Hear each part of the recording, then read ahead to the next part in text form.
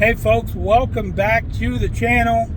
Thanks for joining us on this beautiful November day here in central Nebraska. We've got the last day of harvest jumping off today. We thought we'd bring you along for the last corn we're going to be picking this year. So stick around with us.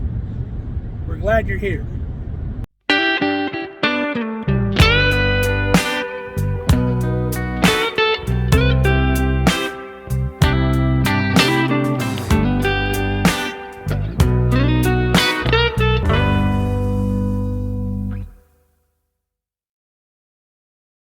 Now, I've actually had the day off for the last couple days because the field, the second to the last field that they were picking in, they were so close to the bin that they didn't need a second driver. So they were able to handle it without me, which was kind of nice. I got another nice little break from harvest. This whole harvest season, we've had some little breaks here and there. So it wasn't really hectic, but with it going on like that, harvest drags on for a long time. Usually we're done within a month, and we're going on like a month and a half now. So it's kind of a double-edged sword. You're either burnout or harvest is dragging on a long time. So we're on the way to the field. We're starting at 9 a.m. this morning, and they're saying we should be able to get this field done, and it's our last field. So hopefully, cross your fingers, no breakdowns. We'll get her did. Now, the other thing besides harvest kind of coming to an end, the other thing I'm going to enjoy is we're not too far from the bin. I only need to be on the highway for about 3 miles or so, which is going to be refreshing because it seemed like there wasn't a day that would go by that I would almost be in an accident on the highway because of the way people drive nowadays. And not only automobile drivers, but truck drivers. My gosh, these guys that drive these cattle trucks and the hay trucks with the wide loads, I don't know what's going on, but they should never put cowboys in diesel trucks, in my opinion. And then you got the farmers that go down the state highway with the heads on their combines. Instead of putting it on a trailer and doing it like everybody else does the safe way, they're on the highway. They don't have any warning vehicles out in front of them. You come over a hill and you got this combine with a 12-row corn head taking up the whole road. And if you're driving a big rig that's 80,000 pounds full of corn, that's not something you want to run into. So it's going to be nice. My life expectancy will probably go up because we're not spending a lot of time on the highway today. Well, there's the rig, and they've already got the headlands off of this field, and it's not a very big pivot, so we probably are going to get done today, most likely. We're going to get Ruby's bed pulled out of here. Ruby's not with me today because Kelly's home. I always put this box in front of the seat, and then I have a bed that she lays on up here in the seat, but we can pull all that out today.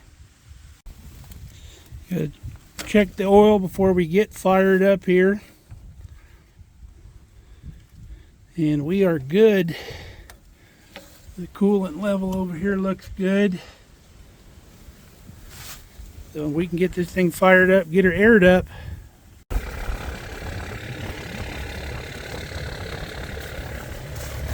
Well, trucks didn't get loaded last night, so we just loaded my truck. So we're ready to haul this over to the bin. Somebody short's been driving my truck. Probably to move it over here to the next field. Alright, on the road we go. Opening day of deer season for this year, so at breakfast this morning there was lots of hunters in there, made it really busy. But lots of deer around. Well, it appears we've switched bins since I was here last. We started on bin 3, then we filled bin 2, then we filled bin 1. So now we're on bin 4. And it looks like we have 7 loads here in bin 4 already. So I don't think we're going to fill that up out of this field, but we'll get quite a lot in there.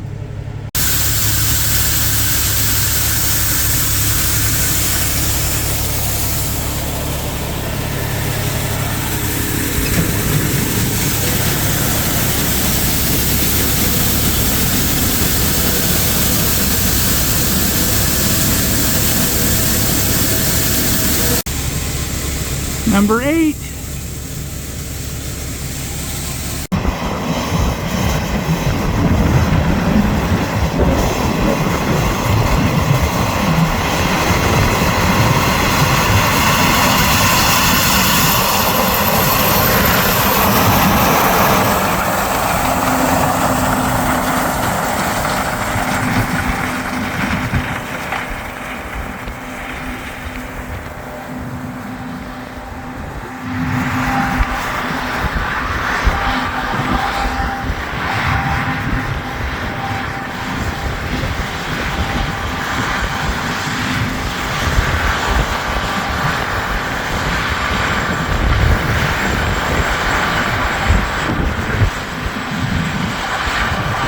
Now how this works, once you get the headlands cut off and all the corners, you come through the middle of the field right next to the pivot, right there. And then he's going to work its way this way to our left. And then once he's got enough room, he'll swing that pivot over here into this ground that's already cut. And then that pivot will be out of the way to do the other side of the field. Now he's got the technology, he can start that pivot from inside the combine using his cellular phone. Pretty good technology. Now when you see the grain cart driving next to the combine at the perfect speed, it doesn't take as much skill nowadays as it used to. Some people will actually use the auto track on the tractors where the tractor steers itself, so you don't have to worry about the distance from the combine. Not everybody uses that, and if you don't, you just look at the corn row and you stay straight on whatever corn row you're on, and then the combine driver can tell you closer or further away. You just go closer by a row or further away by a row. Now both of those pieces of equipment also have the ability to adjust their speed to the 1/10 of a mile an hour. So you have a little dial for the throttle, and you have an indicator on call it the dash or whatever on the screen. You can go up to increments of, like I said, 1/10 of a mile an hour. So if the combine's running 3.5 miles an hour, he can tell you that, and you can set your tractor on 3.5. And then as he's filling, the tractor driver just leaves his speed, maintains it right where he's at. The combine driver will come up a couple degrees or whatever, speed up, slow down, wherever he needs to fill the cart. So if he needs more in the front, he'll speed up just a little bit till he's even with the front and then slow back down. The combine driver is the one that does the moving around, because he can actually see the load in the grain cart, whereas the tractor driver can't see the load. All right, they're coming in hot with my first load. Curtis looks like he's got his boy with him today, because Saturday there's no school. So that's loads of fun, driving around with your dad. Now I remember when I was a kid on the dairy growing up, I was always excited during corn chopping silage season. Out in California they make silage to feed the cows instead of actually letting it dry and pick the corn cobs and turn it into grain. But always loved that time of year, so after school I would run out to the silage pit there on the dairy, and I would stand around till one of the drivers would ask me if I wanted to go for a ride. And that was the highlight of my day, riding in the truck, pulling up next to the chopper and seeing the chopper work in the field. That was just the best part of the year for me. All right, the trucking is starting to fall behind because my cousin's already here on the pit, and I was just able to pull off. So we're getting buried. Now there's 2 loads waiting when I got back. It's getting crazy. And the combine's waiting full out there too. What are you doing, boss? Slow that thing down.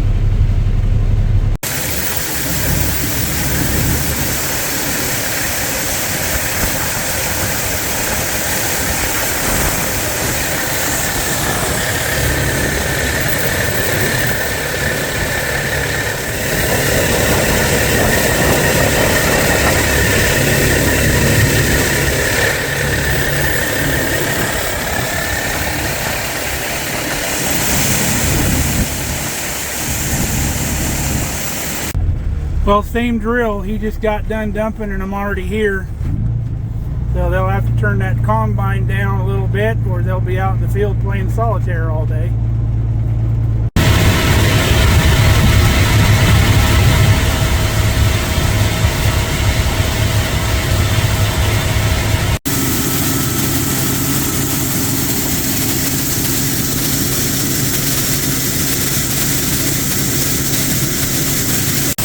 And that's about as far as I'm able to open my trap. In fact, I'm probably going to have to shut it down a little more once that pile gets up. So slow going. So the pit's just barely trickling, so I'm going to take this opportunity to eat my lunch because I got a lot bigger interval here than I would in the field when I usually eat my lunch. So today I have some turkey wraps that I made with our leftover turkey dinner from the other night. I have a chocolate chip zucchini muffin that Kelly makes. I've got some peanut butter crackers and a little pudding cup left over from when Ramona was here. And I got some chewing gum in here for when I need something to chew on. That turkey wrap was really good. All I did was take some of that leftover turkey. I put some mayonnaise on a flour tortilla, a little bit of cranberry sauce, and piled that turkey on there, rolled it up. That was amazing. See, there you go, on a recipe on a harvest video. How about that? I'd push it down with my foot, but it's not going to do any good. 2 more full grain carts when I get to the field, and the combine is parked again. Not moving. Now, if you're paying for a custom harvester, that is not what you want to see, because that's costing you money every minute he's sitting in that field not moving. But luckily, this operation, they have their own combine, their own grain carts, their own trucks.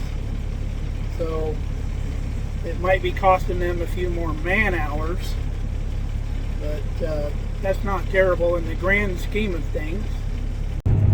You can see one of the smaller operations here. They've got a portable elevator going up into the bin, the smaller bin, and they've got a truck parked there. And they're harvesting right here next to the field. You can see how that elevator goes underneath the truck. And it's a little harder to get on and off of the elevator. But since they're harvesting so close, they leave the truck parked on the elevator. And it's basically just a giant funnel. They bring the grain cart in here right off the field here next door and run it right through that truck down to the elevator, so you don't have to move the truck around and go through all the headache. Works out pretty good. Now, if they didn't have the bin space, they would just use the truck to haul their corn into town. So the boss is on his last pass through this side of the field, which means we're about halfway done. And it never ceases to amaze me. He's always got 12 rows of corn on his last pass, and that's a 12-row head. I'm sure it has a lot to do with the GPS tracking and all that, but it's still impressive. He doesn't get any rows of shame. Like if he had 1 or 2 rows left, he'd have to come all the way across the field. Just combine in 2 rows. That's why we call them rows of shame. Now, the pace of harvest can get to some people because it's a lot of hurry up and wait. Some days you're just tootling around like we are today. You can only go as fast as you can go because you're waiting on basically the equipment to do its job.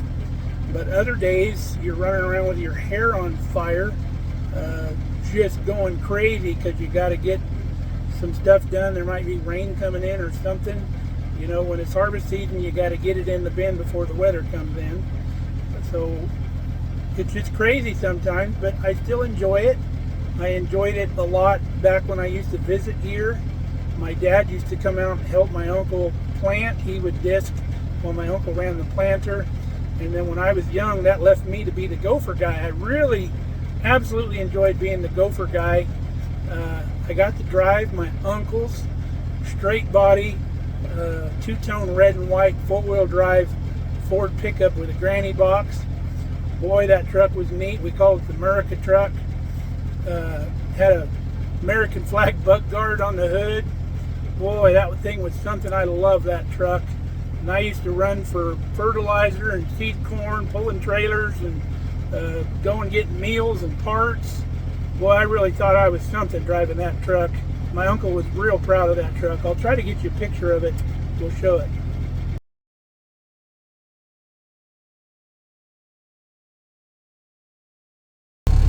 Hey, hurry up!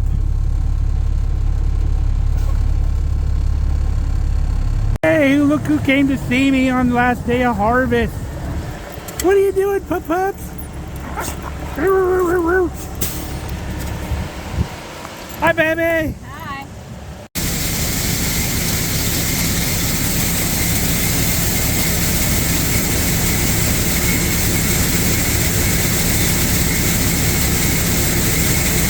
Well, that little visit made my day. Kelly brought me a little coffee drink, a little blended drink. Really good. Always nice to see my honey.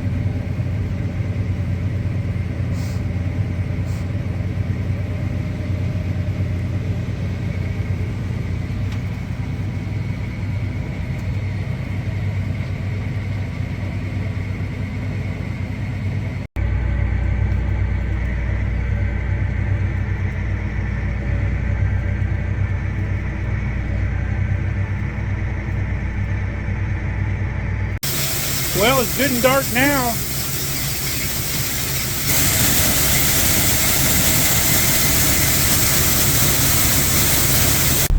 Well, the ladies brought us supper out. Look at the size of this burger. Gigantic. You got some barbecued chips, and I think those are like lemon squares for dessert. My favorite.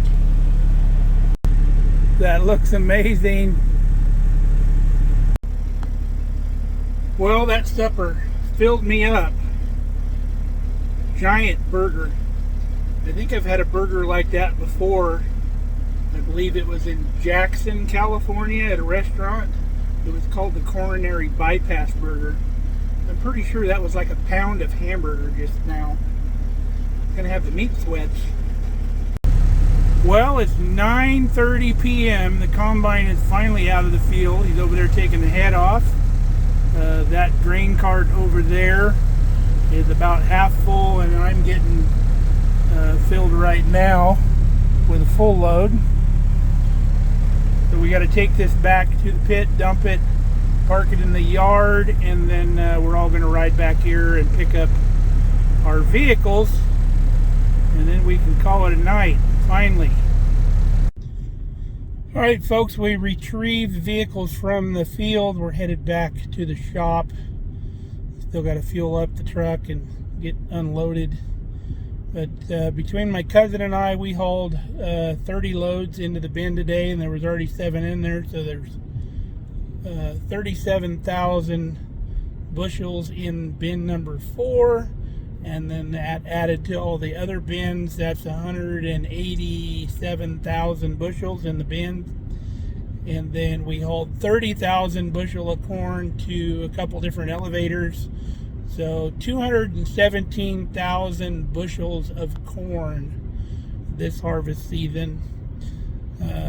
All you got to do now is sit back and hope that it goes to $8 a bushel again this year. So that'd be pretty sweet. Now that's on top of all the soybeans we did. There was 1,100 acres of corn, but there was 2,200 acres of soybeans that we did. So the grand total of hauling's pretty high. We did quite a bit of it. Now once we start hauling bin corn, that's 217 truckloads of corn that need to go to town. So that's going to take a good part of the year to get all that hauled in once they figure out what the different contracts are at the different places. All right, folks, it's 11 o'clock and we are on the way home.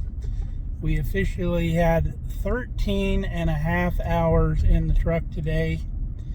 I don't know how we got that long. It seemed like we were going to be done a lot sooner than that, but it just goes to show you, when you think harvest is going to be done, add 4 to 6 hours and then you'll probably be a little bit closer.